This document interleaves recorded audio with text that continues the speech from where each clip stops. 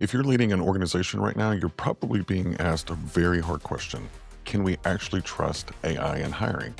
Well, today's guest didn't answer that with opinion. He actually answered it with data. Today's Fireside Chat, we are joined by Jeffrey Poole, who is the co-founder of Warden AI, and he works at the intersection of AI compliance, regulation, and real-world bias testing. He led one of the most comprehensive studies benchmarking AI hiring systems against human decision-making. And believe it or not, the findings actually challenge what we think about AI risk. So let's get into the episode.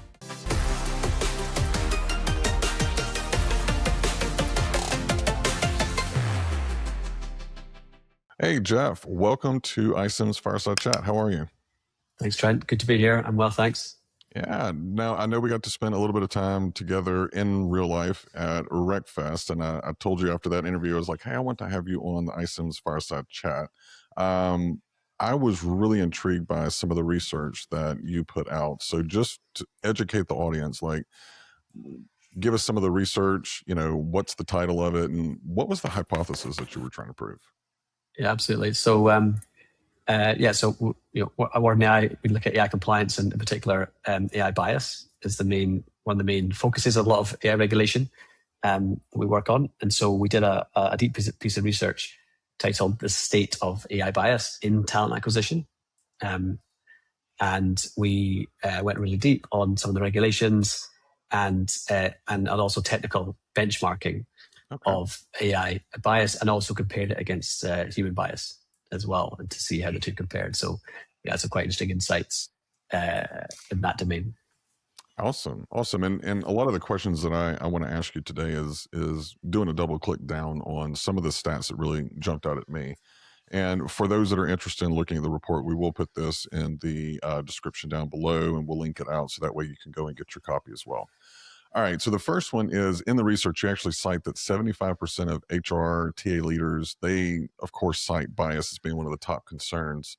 And the report compared real human decision and AI outcomes across 1,000 different hiring cases. What was the most surprising or uncomfortable pattern that you uncovered about human bias in this particular stat? Yeah, it's really interesting. I mean, everyone's with AI very worried about AI risks, including AI bias. There's a lot of evidence that AI can, of course, be biased, and that's a big risk to introduce it into use cases like in recruitment. But it's easy to forget about what's the status quo that we're maybe moving from in terms of human bias, which is far from perfect. So we did a study on this, and the most surprising to me, I think, was the level of bias that most of the studies that we pulled from found in hiring in human-based selection processes. To give a number on it, there's this key number that we use as a fairness metric called impact ratio, which I'll maybe explain more on later if relevant. And the ideal is like the impact ratio is 1 for each group, e.g. male versus female.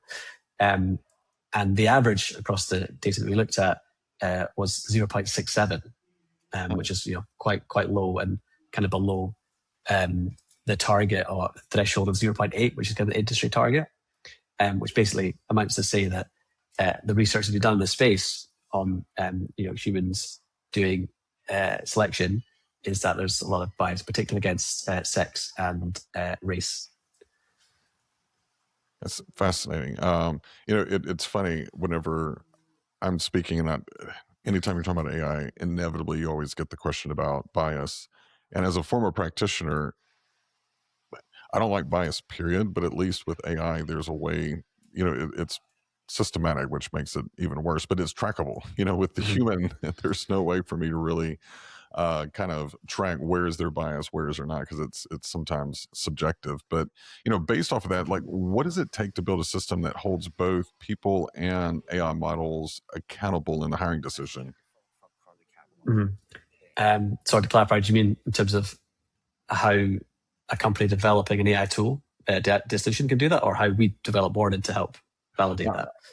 Well, I would think, so I'm a practitioner, and I'm hearing some of this research, and I'm a little concerned Like, Right. how do I build a system that makes sure that both people and my AI models are being held Got it. accountable in the hiring decision? Understood. Makes sense. So, good question. I think there are a few things you can do. When it comes to the AI side of things, it's obviously quite different for what you do with AI versus humans, and I can speak more confidently on the AI part. Mm-hmm. It's important to minimize the amount of information you share with the AI as part of using it. So, for example, let's take a classic use case of a resume screening product where the AI can screen the resumes against the job. You want to minimize the information given. So give it, for example, the resume, but take out any irrelevant information from the pure qualifications that might be used as, to induce bias. Key example would be names, are coded often with sex and racial information. And that's not relevant to, the qualification. And so there's no point in sending that to the AI. So you can hide a lot of that kind of information away from the AI and therefore mitigate the chance that it actually can even work out who's the person's background, what the background is, and therefore is less likely to actually make a biased recommendation.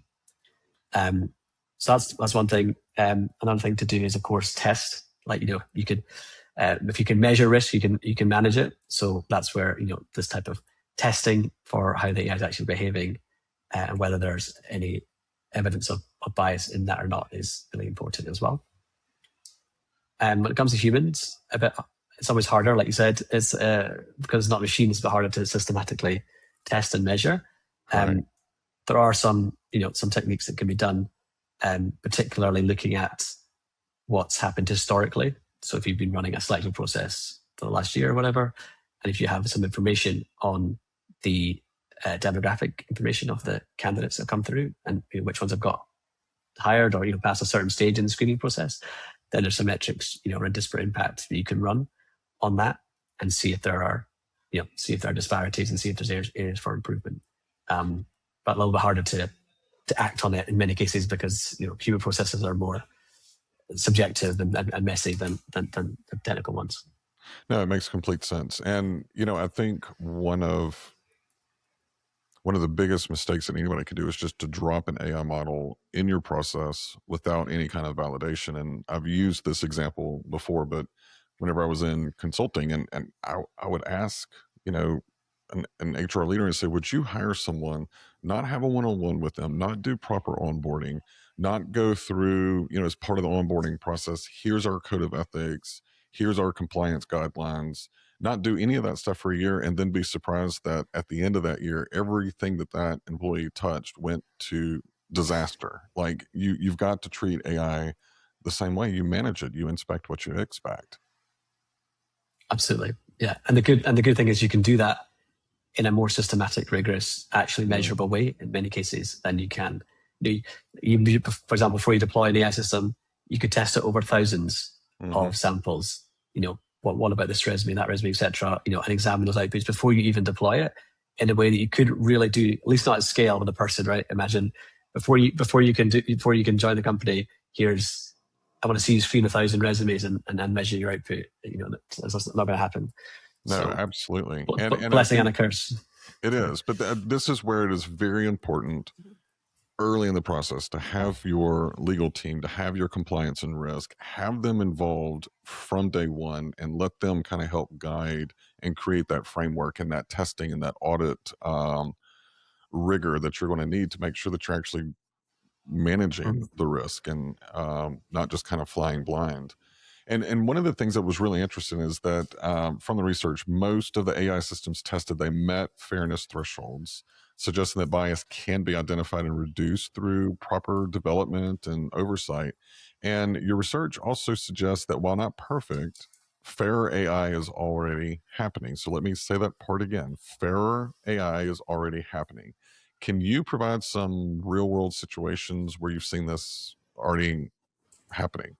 Yeah, absolutely. So the case we've got the most data on is that kind of resume screening type use case. So we've got, there's been a number of studies done that I was referring to earlier of getting callbacks from human-based resume application processes, apply, a bunch of different people, different groups, and look at the callback rates between e.g. male and female, and that produce some numbers that are not ideal in terms of the level of bias that research has found in human recruiters. And whereas AI for that use case, on average, scores much more highly on the exact same metric. So you can do the exact same measurement as looking at those human callback rates but across different groups, and look at the AI's callback rates across those groups on real world AI systems that we work with. And we found their numbers were significantly higher on average. So the human one was 0.67 and the AI one was 0.94. Now there are caveats to that in terms of, all kind of research and data. There's, you can find imperfections in the data sets and all that kind of thing. I'm not saying that's the definitive answer in every single case, but definitely directionally interesting, evidence that suggests AI can genuinely be more fair than humans in some of those use cases. So as part of this research, how many, like what was your approach to the research? How many companies, were they enterprise or specific industries? Just kind of help us understand the baseline of where you're getting some of these interesting stats. Yeah. So when it comes to the AI systems themselves that we measured and benchmarked, there's over 100 different HR tech companies that we had data, like bias testing, bias auditing data from, that we fed into those aggregate findings. So there's over 1 million different samples of actual samples that are behind those different audits.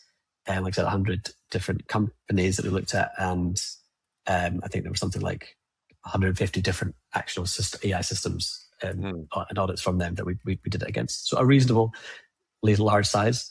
One always would wish for more data when doing analysis like this to make it even more conclusive. Makes sense. And then when it came to the human bias side of things, we don't have data on that ourselves in terms of the benchmarks. So what we did was we looked at a variety of different academic, peer-reviewed academic research papers on the topic and targeted in the same domain of talent acquisition, and then looked at the numbers and aggregated those across. So in effect, it was a meta-analysis across other actual academic research that had been done on that topic, and then compared them all together. That's a lot of work. It was a lot of work, yeah. But I bet it was pretty fascinating, though, just kind of looking at all the different possible angles, and it was a pretty interesting hypothesis to test. So, yeah. I mean, looking and running all of these audits, is there any clear evidence that you've seen that AI can outperform humans on fairness?